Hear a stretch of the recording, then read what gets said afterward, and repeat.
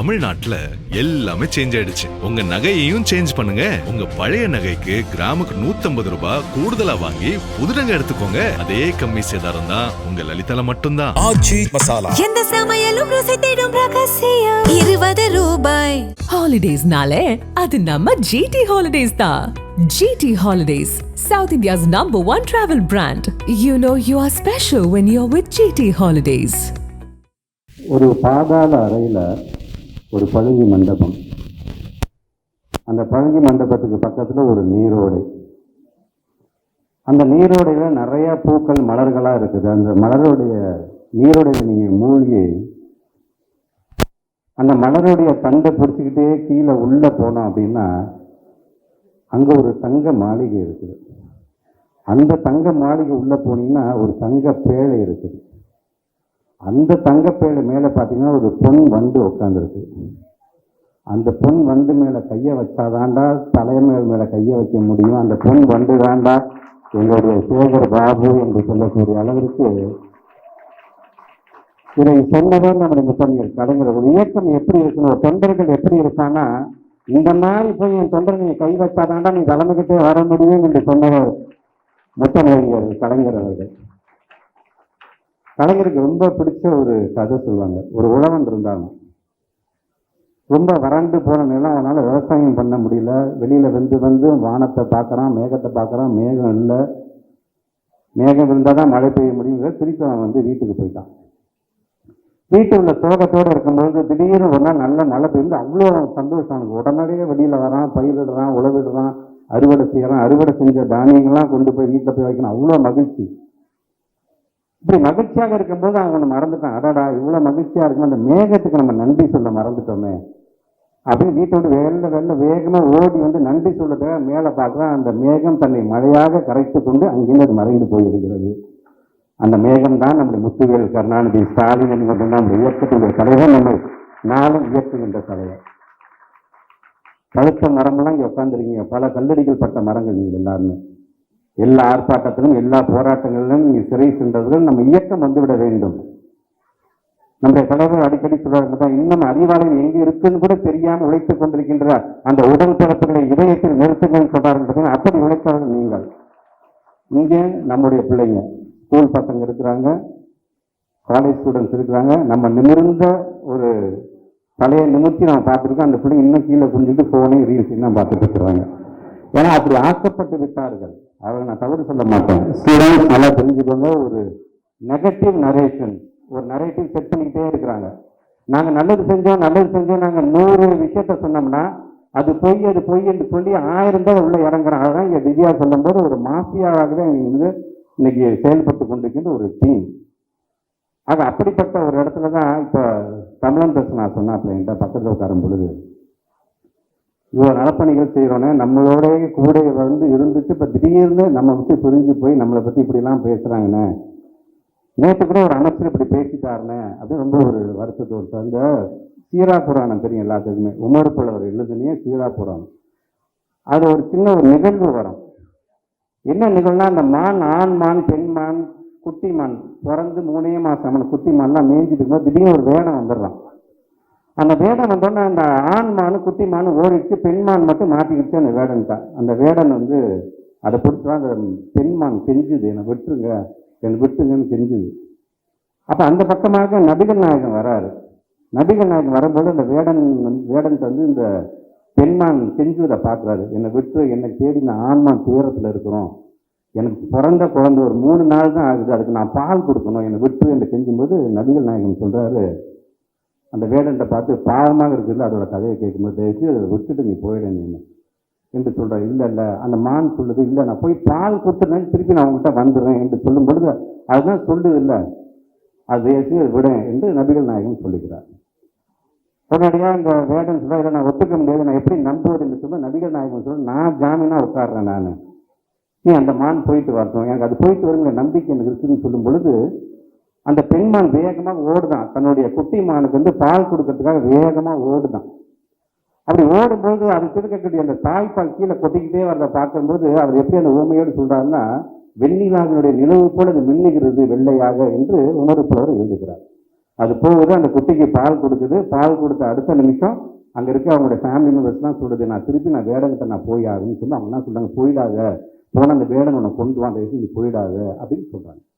அப்போ அது சொல்லுது, சொன்ன வாக்கை காப்பாற்ற முடியலன்னா அதுக்கு ஒரு புலிகிட்ட அடிபட்டு சாவுறதே மேலு, எனக்காக அங்கே நபிகள் நாயகம் அங்கே காத்து கொண்டு இருக்கிறார், நாங்கள் போக வேண்டும் என்று அந்த பெண்மான் வருது.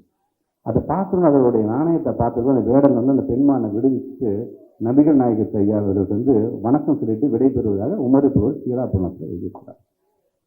இன்னைக்கு அந்த உமரு புலவர் இருந்திருந்தார் அப்படின்னா சீராபுரணத்தை எழுதி விட்டு நபிகள் நாயகத்துக்கு என்ன தெரியுமா சொல்லியிருப்பாரு, போயிட்டு வந்துடுறேன்னு சொல்லிட்டு போயிடுவாங்கய்யா, இவங்க நம்பிட்டு நீ ஜாமீன் உட்காந்துடாத, அவங்க கிட்ட வரவே மாட்டாங்க, ஏன்னா இன்றைக்கு அவருக்கு அந்த பதவி வரை அவர் குறித்து ஆசிக்கிறது என்று கன்க்ளூட் பண்ணியிருப்பாரு.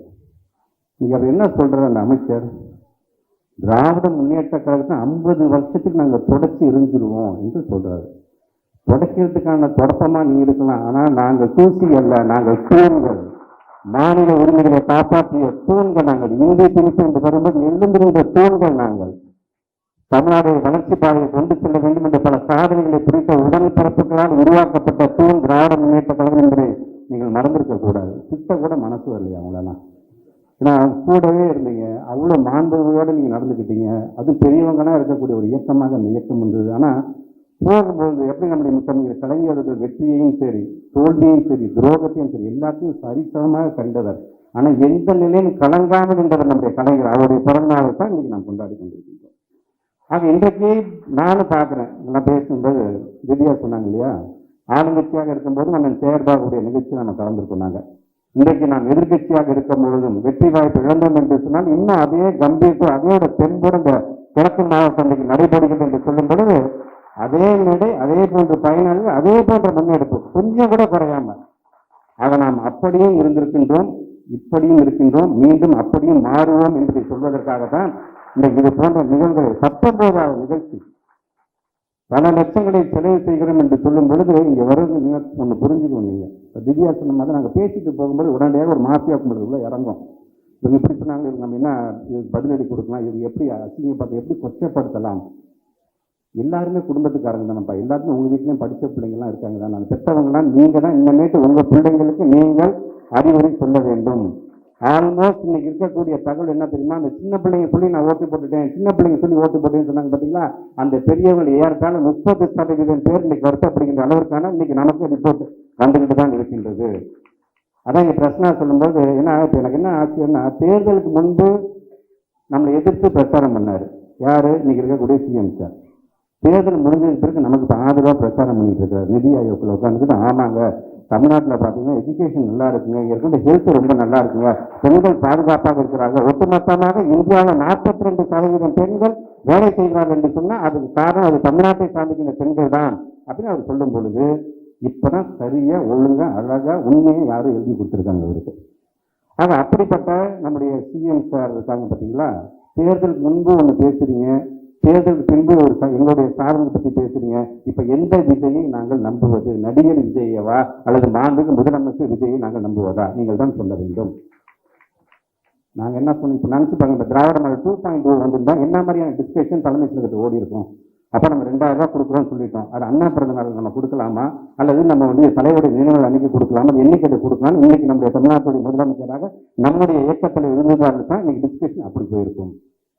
மக்களுக்கு நம்ம இந்த வாக்குறுதிலாம் கொடுத்துருக்கணும், எந்தெந்த காலகட்டத்தில் இதுக்கான தொடக்க விழாவை வைக்கலாம், எந்த தலைவர்களை நம்ம அழைச்சி இந்த தொடக்க விழா நடத்தினா இன்னைக்கு அந்த டிஸ்கஷன் நடந்திருக்கும். ஆனால் இன்னைக்கு அதெல்லாம் விட்டுட்டாங்க. அவங்க நாம என்னென்ன சாதனை நம்ம செஞ்சுட்டு இருக்கிறோமோ அந்த சாதனைகளுக்கெல்லாம் அவங்க ஸ்டிக்கர் வைப்பாங்க. ஏன்னா தெரியும் நம்மளுடைய மாண்பு அமைச்சர், நம்மளுடைய மாண்பு முதலமைச்சரை போட்டு நடிகராக இருந்தபோது நிறைய ரீமேக் படம் தான் நடிப்பார். அதே மாதிரி தான் இன்னைக்கு நாம கொண்டு வந்திருக்கின்ற எல்லா திட்டத்தையும் ரீமேக் மாதிரி அதுக்கான பெயரையும் ஸ்டிக்கரையும் ஒட்டி தன்னுடைய பெயரை எடுத்துக்கிறாரு. கேட்டா 6 மாசம் டைம் தரேன்னு சொன்னீங்க. கண்டிப்பாக ஒரு நிர்வாகம் என்றால் என்ன தெரிஞ்சுப்பாங்க. ஒரு மானிய கோரிக்கையை நாம் எப்படி பேச வேண்டும் தப்பே கிடையாது. எல்லாரும் நாங்களும் தெரிஞ்சுக்கலாம் வரல, நாங்கள் கற்றுக்கிட்டோம். 6 மாசம் தயவுசெய்து டைம் எடுத்துக்கோங்க. ஆனால் 6 மாசம் கழிச்சு தான் நீங்கள் மின்வெட்டை பற்றியே பேசணும். 6 மாசம் கழிச்சு தான் நீங்கள் கோயம்புத்தூர்ல நடந்து அதுவும் ஒரு 10 வயசு குழந்தைக்கு நடந்த அந்த கொடுமையை பற்றி நீங்கள் பேச வேண்டும். 6 மாசம் கழிச்சு தான் இங்கிருந்து நம்முடைய முதலீடுகளாக 30,000 கோடி 40,000 கோடி வெளி மாநிலத்தில் போது பார்த்தீங்கன்னா 6 மாசம் வாயை திறக்க கூட நம்ம எப்படி சார் முடியும்? இந்த தமிழ்நாட்டுடைய வளர்ச்சியை கண்ணும் கருத்துமாக அதற்காக உழைத்தவர் எங்களுடைய இயக்கத்துடைய தலைவர். அது அப்படியே பாருங்க விட்டுட்டு போக முடியுமா? எங்களுக்கு ஓட்டு போடலைங்கிறதுக்காக இந்த இயக்கத்துக்காக நிற்க வேண்டும், இந்த ஒட்டுமொத்த தமிழ்நாட்டின் வளர்ச்சிக்காக நிற்க வேண்டும் என்று நினைக்கக்கூடியவனா உண்மையான உடன்பரப்பாக என்றைக்குமே இருப்பான். அதை நாங்கள் செய்து கொண்டிருக்கின்றோம். நிர்வாகம் சார்ந்து நீங்க கொடுத்த வாக்குறுதி சார்ந்து 6 மாசம் எடுத்துக்கொள்ளுங்க. 2500 ரூபாய் தரேன்னு சொன்னீங்க பாத்தீங்களா எல்லா மகளிருக்கும். இன்னைக்கு கூட நம்ம தேர்வு பண்ண நிகழ்ச்சிக்கு வரதுக்கு முன்னாடி நான் போன்ல பாக்குறேன், ஒரு செய்தியே வருது, இன்னைக்கு 1000 ரூபாய் போட்டாச்சாம்பா. ஆக இதை பார்க்கும்போது நமக்கு அவ்வளவு பெருமையாக இருக்கின்றது. அதே நேரத்தில் நாங்கள் என்ன தப்பு செய்யணும், நாங்கள் என்ன தவறு செய்யணும், நாங்கள் செஞ்ச எல்லாத்தையும் பார்த்தீங்க. சூப்பர் சார், நல்லா சேருவாங்க, நல்லா பண்ணிட்டாரு, இந்த ஆட்சி ரொம்ப நல்லா பண்ணிச்சு, தலைவர் ரொம்ப நல்லா பண்ணிட்டாரு, சரி அடுத்து வேறு யாருக்கு வாய்ப்பு கொடுக்கலாம், அவ்வளோ கம்ஃபர்ட் ஜோனுக்கு போயிட்டீங்க நீங்கள். நாம் எப்படிங்க இருந்தோம் அப்படிங்கிறது, நம்ம எப்படி இந்த இயக்கத்தில் இப்படி சுயமரியாதை நான் நடப்போடுறோம் அப்படிங்கிறது இவங்க பார்த்து தெரிஞ்சுக்கோங்க. இவங்களாம் ஒரு காலத்து எவ்வளோ கஷ்டப்பட்டுருப்பாங்க அப்படின்னு. எதுக்காக துண்டை மேலே போட்டுட்டு போகிறோம் நம்ம துண்டா?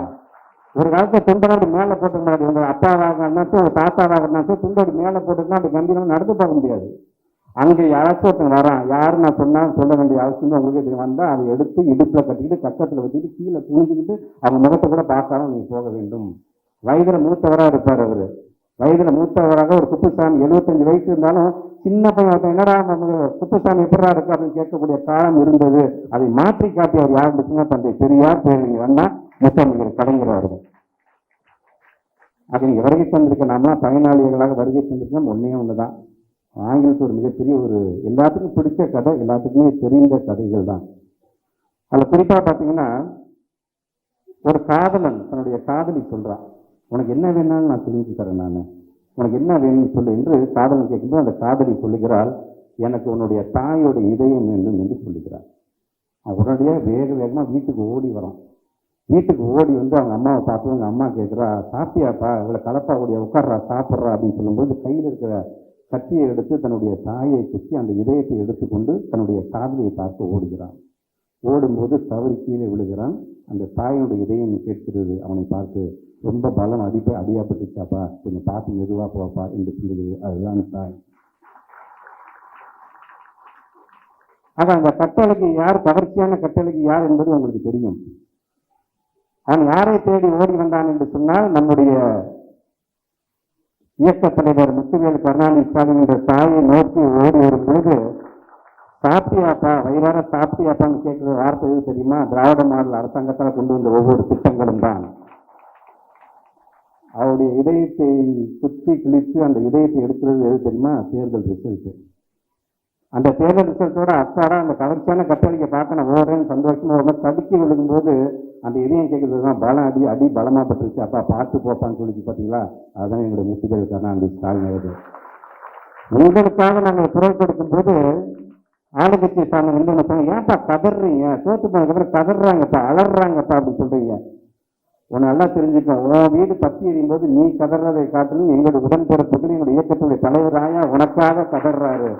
அது உனக்காக கதறப்படுகிற தவிர நாங்கள் பல வெற்றிகளையும் பல தோல்விகளையும் பார்த்துருக்கோம். எங்களை நாடு வெற்றி பெற்றதுங்கிறது எங்களை தாண்டி தோல்வியடைங்கிறாங்க. மீண்டும் மீண்டும் வந்து கொண்டே இருக்கும். எதற்காக தெரியுமா? இந்த மாதிரி காமெடியான அரசாங்கம் 5 வருஷம் வந்துருப்பாங்க, மீண்டும் அதை தட்டி தூசி தட்டி அதை மீண்டும் அதை உயர்த்துவதற்கான இயக்கம் வந்து என்று சொன்னால் அது திராவிட முன்னேற்ற கழகம் என்பது அனைவரும் அன்னைக்கு ஒற்றுக்கொண்ட ஒரு இயக்கம் எங்களுடைய இயக்கம்.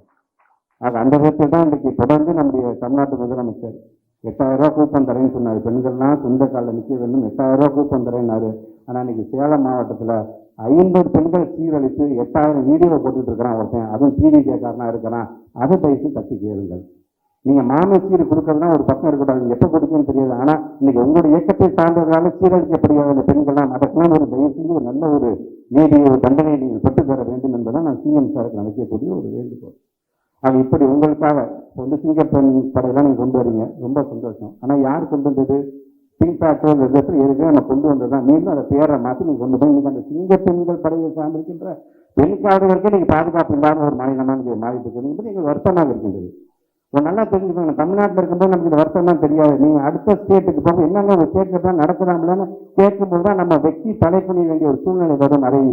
அது போன்ற சூழ்நிலை வச்சு நம்முடைய மாநிலத்துக்கு நீங்கள் உருவாக்கி தந்துடக்கூடாது என்பதுதான் சிஎம் சாருக்கு நான் வைக்கக்கூடிய ஒரு மிகப்பெரிய ஒரு வேண்டுகோள். அதுவும் இப்போ ஸ்கூலில் பார்த்தீங்கன்னா நீங்கள் உள்ள நுழைஞ்சு அவங்க அடிக்கக்கூடிய அட்ராசிட்டி போன உடனே கேட்க முதல் கேள்வி, விஜய் சார் படத்தை பார்த்துருக்கீங்களா, தளபதி படத்தை பார்த்தீங்க, என்ன படம் கடைசியாக பார்த்தீங்க அப்படின்னு உள்ள பூண்டு கேட்குறாங்க. கேட்கக்கூடிய கேள்வியாது. ஒரு மருத்துவமனைக்கு போனா அங்க இருக்கக்கூடிய ஃபெசிலிட்டிஸ் என்ன, இன்ஃப்ராஸ்ட்ரக்சர் என்னன்னு பார்க்க மாட்டாங்க. இப்படி சுத்தி சுத்தி செவரை பார்த்துட்டு எங்க விஜய் சார் போட்டோவே காணும், முதல்ல அதை மாட்டுக்குன்னு சொல்லிட்டு போறேன் சார், இங்க இந்த இன்ஃப்ராஸ்ட்ரக்சர் குறைபடுங்க, முதல்ல விஜய் சார் போட்டோ மாட்டுங்க, அதுக்கப்புறம் போன போகிறார்கள். அவங்க இஷ்டத்துக்கு தகுந்தாப்ப இன்ஸ்பெக்ஷன் செஞ்சா போதும், அது ரீல்ஸ்ல போட்டா போதும், நம்ம ரொம்ப ஆக்டிவா இருக்கிறோம் என்று நினைத்துக் கொண்டிருக்கின்றார்கள். நீ ஆக்டிவா இருக்கணும்னு யாராச்சும் பார்த்து நீ தெரிஞ்சுக்கணும். இங்க உட்காந்துருக்காரு பத்தியா சேகர் பாபு, இந்த அண்ணன் சேகர் பாபுவை பார்த்து ஆளுங்கட்சியா இருக்கும்போது நம்ம எப்படி ஆக்டிவா இருக்க வேண்டும், எதிர்கட்சியா இருக்கும்போது நம்ம எப்படி செயல்பட வேண்டும் என்பதை பார்த்து தெரிந்து கொள்ளுங்கள். நீங்கள் அதை இப்படி ஒவ்வொரு இயக்கத்தை சார்ந்திருக்கின்ற நம்முடைய தோழர்களுக்கு நான் சொல்லிக்கிறது உண்மையானதான். நாம என்னைக்குமே திராவிட முன்னேற்ற கழகம் என்கின்ற ஒரு பெருமை வாய்ந்த 75 ஆண்டு காலம் பழமை வாய்ந்த ஒரு இயக்கத்துக்கு சொந்தக்காரர்கள். நம்மால் இந்த இயக்கம் என்கிற விதத்தில் நாம் நம்முடைய உழைப்பை மட்டும் நிறுத்திவிடாமல் இந்த மக்களுக்காக நாம் குரல் கொடுத்துக் கொண்டே இருப்போம். நம்முடைய இயக்கத்திலையும் நம்முடைய இளம் தலைவர்களும் நமக்கு என்ன கட்டளையிடுகிறார்களோ அதை பின்பற்றி மீண்டும் வருவோம் என்று சொல்லி உங்கள் அனைவருக்கும் மீண்டும் ஒரு முறை என்னுடைய வாழ்த்துக்களையும் பாராட்டுகளையும் தெரிவித்து இந்த உரை நிறைவு செய்கிறேன். நன்றி, வணக்கம். நக்கீரன் டிவிக்கு சப்ஸ்கிரைப் செய்யுங்கள். உங்கள் ஆதரவே எங்கள் பலம். ஆசிரியர்களுக்கு நண்பனாகவும் மாணவர்களுக்கு ஆசானாகவும் திகழும் தேர்வு வழிகாட்டி. ஒவ்வொரு பாடத்திற்கும் அனுபவமிக்க ஆசிரியர்களின் துல்லியமான தெளிவான விடைகள். CNC இருக்கு, தேர்வு பயம் எதற்கு? இது தீரன் பப்ளிஷிங் ஹவுஸ் விற்பனை வெளியீடு.